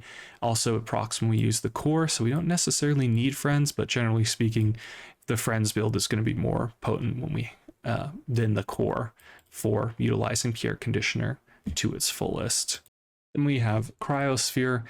The thing about cryosphere is just know that it does have a 10-second cooldown, so that's pretty high, and when we upgrade it, the cooldown doesn't get reduced, it just freezes for a longer duration. Generally speaking, again, we're going to utilize this with something like a nitrogen hammer, so this increased freeze doesn't do a whole lot for us. Really, if we had like an elemental based build where we're doing fire poison damage, like that Ice 9000, that's where the cryosphere is probably going to be best, but realistically, we're not going to be utilizing it at diamond tier, just because increasing the freeze doesn't do a whole lot for us when our items are frozen, and if our opponent happens to be an elemental based build where they're doing poison or burn damage, we might just be freezing ourselves out of the game, so that would not be ideal to say the least. Other than that, I also really want to just check out the Isochoric Freezer real quick. So freezing an item with a cooldown of 5 seconds or less for 1, 2, or 3 seconds. This is a pretty strong effect, and it could completely lock out like a single weapon build from Vanessa or something like that, where it's probably going to be targeting their katana or their cutlass or something like that. So the Isochoric Freezer can be very potent and something that is a nice freeze item to play in the early portions of the game. And one item that wasn't on the list here that I originally had is this 3D printer, but one I'd like to talk about still. And it's one that's really interesting in that it can basically copy our Isochoric Freezer or our coolant. I'll pull that up real quick here. This 3D printer can copy this item, and that's generally where we see it, is where we have the 3D printer next to the coolant. And because the coolant having these individual freezing multiple item triggers is what's going to be best for a nitrogen hammer. So we can have, multiple coolants on board and have 4 of them, and that's going to go off very quickly and make our nitrogen hammer very potent. I would say here the problem with it is that it is a 4-second cooldown on top of whatever cooldown the item we're copying it has, so it's not always super potent, but if in the right build we can even copy a bunch of like fiber optics or something like that and really charge our nitrogen hammer that way. So there's a lot of good ways to utilize this 3D printer to great effect in a freeze build. So looking at some of the skills here with liquid cooled and coolant leak, we're finding more ways to charge our freezing items. Our build's a little bit slow, that's the weakness of it, so we need to find ways to get it off the ground more quickly. That's again where those can come into play, or something like shield bash and mixed message that we looked at a couple times before. Just more ways to be charging our nitrogen hammer or other freeze items. Shatter and reaching the summit are also pretty good. Reaching the summit is going to give us increased crit chance whenever we freeze, so that can obviously be very potent, and it can make our nitrogen hammer have some really crazy and potent effects. And then shatter is going to increase the damage of our items whenever we freeze. And quickly just taking a look at some of these skills more in depth. So with coolant leak, we're having that first 3, 6, 9 times use your rightmost item each fight, charge one freeze item. Notably, we generally are going to be playing our nitrogen hammer towards the rightmost side of our board, just because of how the different abilities stack up in the game. So we're going to have to kind of finagle something to be maybe like an Uzi on the right hand side of our board to be charging our freeze items. This can be very potent in its own right, but we kind of have to make sure that it's working in the way that makes most sense for what we're doing. And then if we are utilizing the core, I would say liquid cooled can be a very good skill for us. The first 5 or 10 times you use the core each fight, freeze one item of equal or smaller size for that, or for 1 second. And generally speaking, if we are in a freeze build, we're going to be want to utilize the core, which says when you use an item to the left of this, charge this 1 second, then charge all items to the right of this. So we're generally going to be utilizing our core to charge our Pierre or our Ice 9000 or our nitrogen hammer, and all of that will do pretty good things for us. But yeah, skill wise, pretty much anything that says freeze on it, which is something that's pretty nice that we can do, is go to howbazaar.gg, click on this little button here, click Dooley, click freeze, and we can see all the different freeze skills that Dooley has on offer to them, or even freeze reference. That references freeze to some degree. So if you're ever looking to see what skills are in the game, How Bazaar is a great resource. So looking at a sample build here from Inkstorm, this is a lot of what we're going to see with our freeze build, in that it's kind of awkward in that there's not a high density of freeze items on Dooley, so we generally have to find a way to copy what we have on board, and that's where the 3D printer comes into play. We can see this diamond coolant here, so this 3D printer is going to make a bunch of gold tier copies of this diamond coolant, and then that'll be a great way to create a lot of freeze triggers. And notably here we see that they have this, I want to say it's the whip, what is this called? The Mortal Coil, there you go. And that is going to be giving the nitrogen hammer lifesteal, which can be very important for us, because although we have freezing, which is really impactful, sometimes we're not having like the right freeze synergies to freeze our opponents out of the game completely. So we're going to need to make up some of the life lost with lifesteal, and that can be very good for us. But yeah, this is what a freeze build can look like in the late game, and it's one that can be, again, pretty potent just because of how freeze works in the game and how the nitrogen hammer scales. Now, this next build it's an interesting one. It's one that kind of covers a couple different items, and these items are all going to be asking for something a little bit different. And with this, I don't even know what this picture is. Is this even real? Is this the city looks real, but is this real? I don't know. AI has come too far. So with this, we're again going to be building around some specific large weapons, and all of these ask for something very different. So it's kind of based off the criteria that they're asking for that you're going to be wanting to put on your board, and we'll see how all of these work in a second here. And this is one that's kind of interesting in that each of these weapons with their certain criteria means that you can pivot in and out of this build pretty freely. Just because it's a one item build that you're building around, you might be playing into a certain synergy that might actually work better in the late game with some other build that we've talked about here today. And thus, these are a pretty good one to understand that they're powerful in the mid game, they can be good in the late game, but generally they're going to fall off at that point, and that's where we're going to want to switch into something more powerful, or we're going to want to find a way to like kind of supercharge those items. But let's talk about them. So the items I'm talking about specifically are the forklift, the crane, and the kinetic cannon. They all ask different things of you, and with that, we'll take a look at what they are more in depth here. So the first one I want to talk about is the forklift. Has a 10-second cooldown, deals 50 damage, and says when you use an adjacent item, charge this 0.5, 1.5, or 2 seconds. So the charging effect scales pretty well. It also says if you have another tool, apparel, tech, weapon, or friend, it gains more damage. So if we're playing a forklift build, we're generally going to want to upgrade the forklift as much as possible so we can take full advantage of how it charges and scales with its damage here.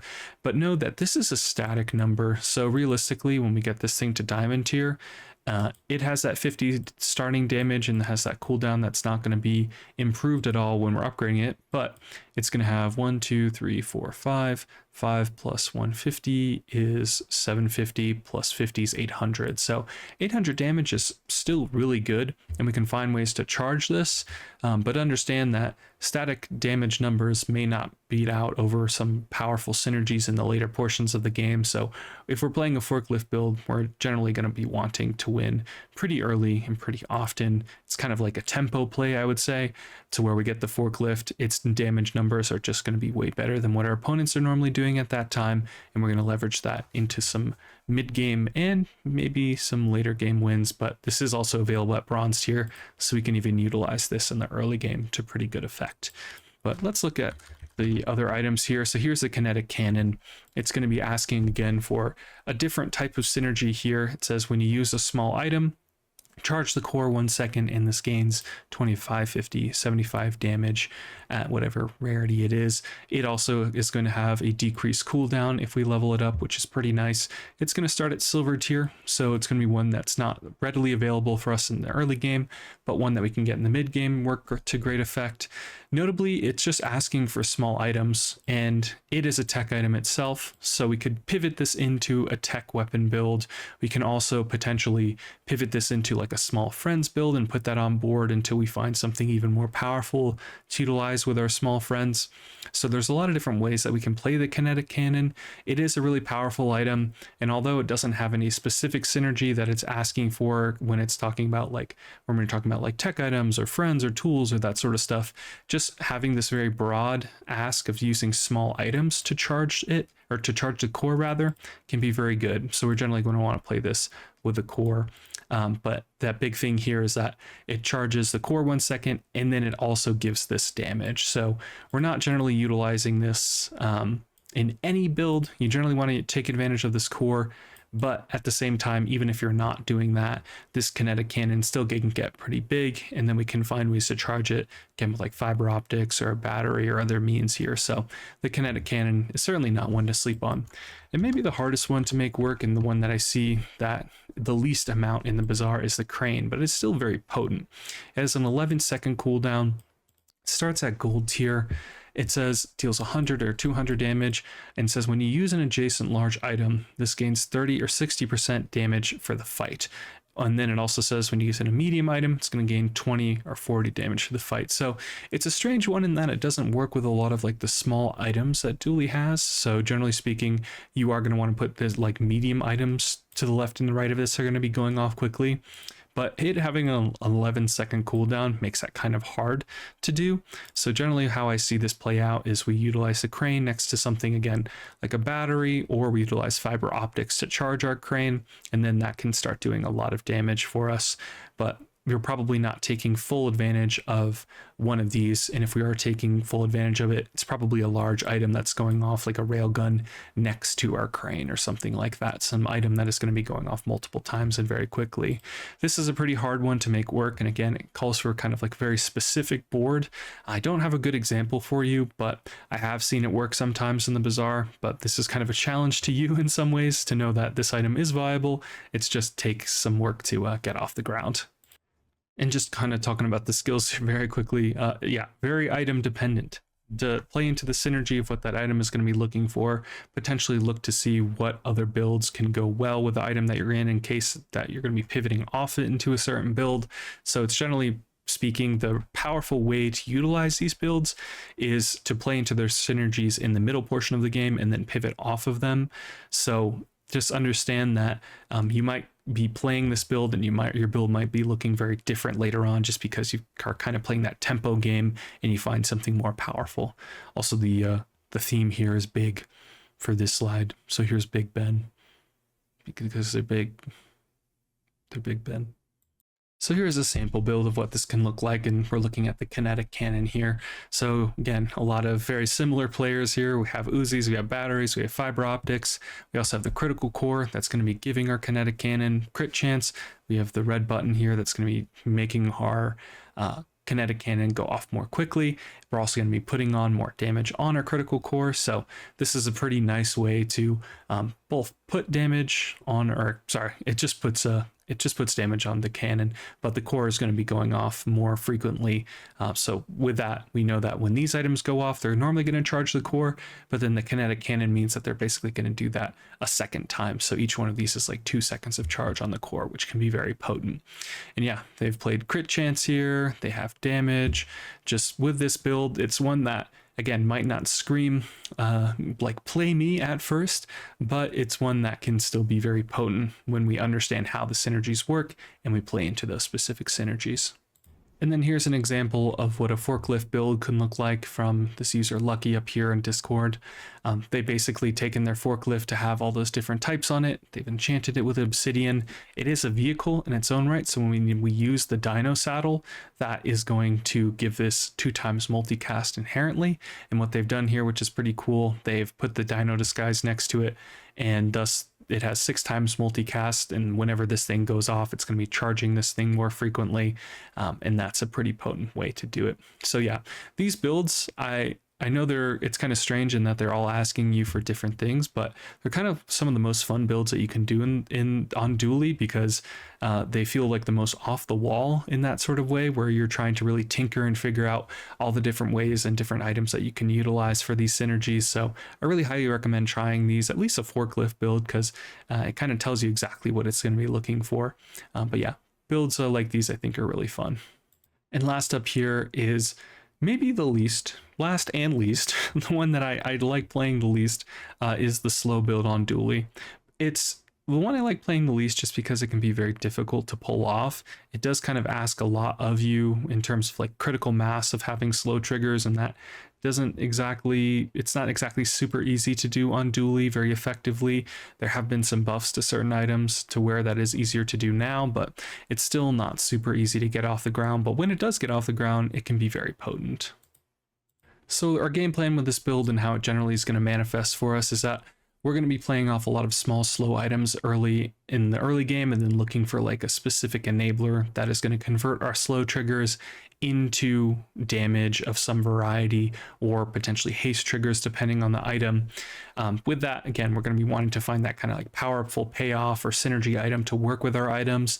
You can get a lot of like small or medium items that slow in the early game, and then once we have a critical mass of those with our powerful synergy payoff item, that's where this build really starts to hum. But I would say first and foremost here, and mostly third and foremost, pivot off of this if this doesn't feel feel like it's working, if you don't find that key item to make this work, chances are that it's not going to work. It asks a lot of you, but when it does work, it is powerful. So just know that this is one that kind of has a little bit of risk to make sure that it gets off the ground, and it does scale somewhat poorly into the late game. But again, kind of that challenge to you to note that this is a build that you can do and one that can be very potent. It's just kind of up to you to make it work.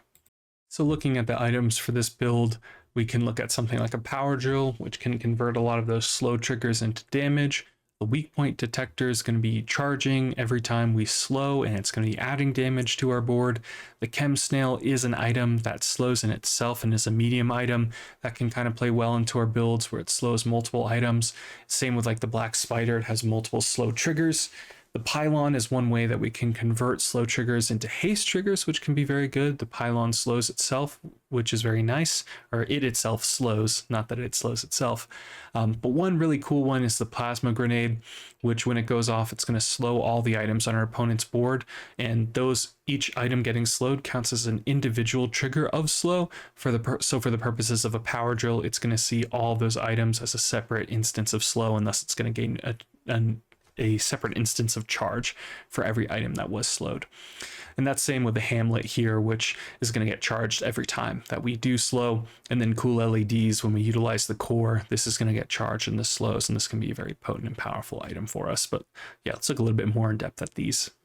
So starting first with the weak point detector here, it's going to be giving damage to our items on board, and it's going to be charging every time that we slow. We again need kind of like that critical mass of slow triggers to make this thing work.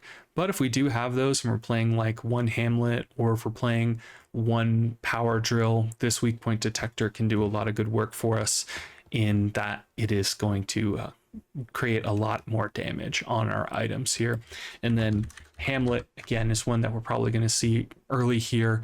It has only a static amount of damage, so we do want to find a way to scale this, but it is going to get charged every time that we slow. So that's pretty important to know. And one payoff item here is the pylon. One crazy thing about it is it has a 4-second cooldown, which is pretty fast given most items in the game. It slows one item for 1, 2, or 3 seconds, so it's only creating one slow trigger, but it says when you slow, haste this item for 1, 2, or 3 seconds. So or haste one item for 1, 2, or 3 seconds. So it can really get your board up and running, especially at gold tier. Hasting 2 items is way better than hasting 1, and you can get your items going off much more quickly. And then this item in its own right, having that 4-second cooldown, can create a lot of slow triggers for you. But with all this, I again think that one of the most potent items that we can play in a slow build is the plasma grenade, because it is going to slow all enemy items for 1 second, but it now has been buffed to where it has different ammo. It used to only have 1 ammo, so now it has more than 1 ammo, so it can go off more than 1 time, and this is probably the most potent way for us to create more slow triggers. There's also ways to give this thing more ammo and that sort of stuff, so I think when you're playing a slow build, you're really going to be wanting to look out for the plasma grenade. And one really cool thing about Dooley is that he has really potent slow skills. So righty tighty, when we're utilizing, I think it's our leftmost item or our rightmost item. I can check that. Yeah, our rightmost item, we're going to be charging a slow item. Sabotage, whenever you're utilizing a tool for 5 or 10 times, we're going to be creating another instance of slow. Stop that is very good, where if we reach half health, it's going to slow all of our enemy items. So that's a really potent way to create a lot of slow triggers. Slow and steady, whenever we're slowing, we're increasing our weapons damage and that sort of stuff. Slowed targets, whenever we're slowing, we're gaining more crit chance on our items. CPU throttling, whenever we utilize the core, we're going to be creating slow triggers. So there's a lot of really good ways to create slow triggers on Dooley. It's just we have to find the right items to take advantage of those slows. Yeah, that is 11 builds on Dooley that you can play. Again, I think that there are probably more builds than this realistically, but these are all the ones that I think are going to be most common in your games here, and the one that the game most incentivizes you to play.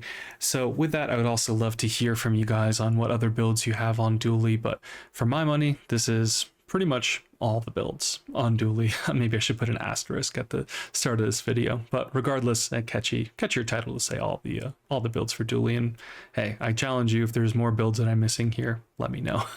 But yeah, other than that, I have really appreciated a lot of the support that you all have been showing me here. My goal is to reach 500 subscribers so I can start dedicating more time and monetizing the channel. If you all could give me that subscription, frankly, that would be a huge help for me, and that would allow me to keep doing this and keep creating more content for you guys out here. I also love answering questions about the Bazaar, and if you have any questions, feel free to leave them below in the comments, or you can reach out to me. Yeah, I always love talking about the game and seeing how I can help folks out. So you can see some of the other comments where I've had some great discussion with people on different ways that they can improve their game here, and that's something that I always love to do. But yeah, with that, I am the Bazaar Whisperer. Thanks for joining me here today for another all item guides video, or all Bazaar builds that we can have for a certain character. I have one for Pygmalion and Vanessa too.